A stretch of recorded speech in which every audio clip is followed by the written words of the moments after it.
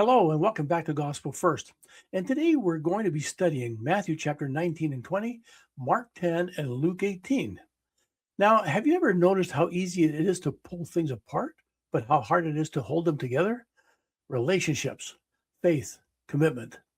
We live in a world that normalizes walking away. But what if Jesus came to show us something completely different?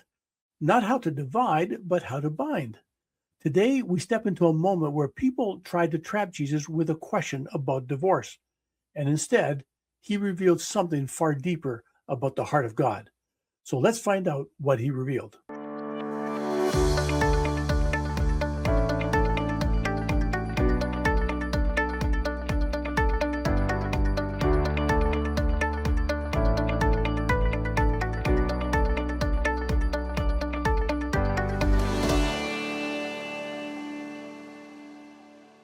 We start off in Matthew chapter 19, verse 3, where Jesus is approached with a loaded question.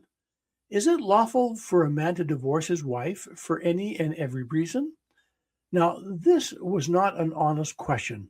It was a trap. Two schools of thought existed. One said divorce only for serious sin. The other said divorce for almost anything. But Jesus refuses to play their game. Instead, he goes back to the beginning and he says, haven't you read that at the beginning the Creator made them male and female, and the two will become one flesh? That's in Matthew verses 19, 4-5. Then he continues in verse 6. Then he delivers the principle.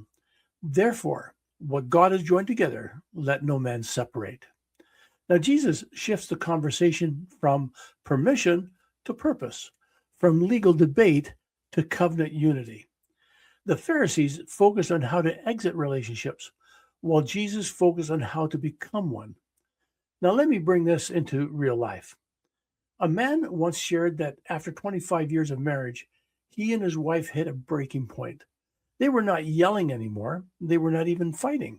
They had just drifted. Well, one night, instead of arguing, he asked a simple question. What would it take for us to become one again? Not tolerate, not coexist, but become one. That question changed everything. They began doing small things together, praying together, speaking with kindness instead of defensiveness, choosing unity over being right. It wasn't instant, but slowly what was separating them began to heal. That is the principle Jesus is teaching. Next, in Matthew chapter 19, verse 8, Jesus explains why divorce was even allowed. Moses permitted you because your hearts were hard, but it was not this way from the beginning. That's in verse 8. So here's the truth. God accommodates weaknesses, but he calls us to something higher, not just in marriage, but in our relationship with him. Because at its core, this is not just about marriage. It is about covenant connection with God. To walk away from him is spiritual divorce. To stay is covenant faithfulness. So picture this, a couple kneeling across an altar. They're not standing tall, they're kneeling. Why? Because covenant relationships require humility, sacrifice, and surrender. Now, widen that image.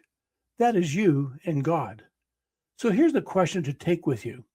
What in your life is pulling you apart from God? And what would it look like to become one with him again? So here's my invitation for this week.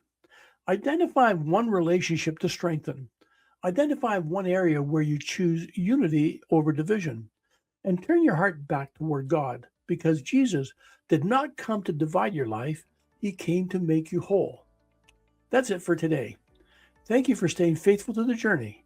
May the Spirit continue to fill your heart and draw you closer to Jesus Christ. If your heart feels even a gentle nudge, I again invite you to like, subscribe, and share so that we can spread the gospel of Jesus Christ together. And I'll see you next time as we continue our studies in the book of Matthew chapter 21 to 23, Mark 11, Luke 19 to 20, and John 12. Until then, God bless.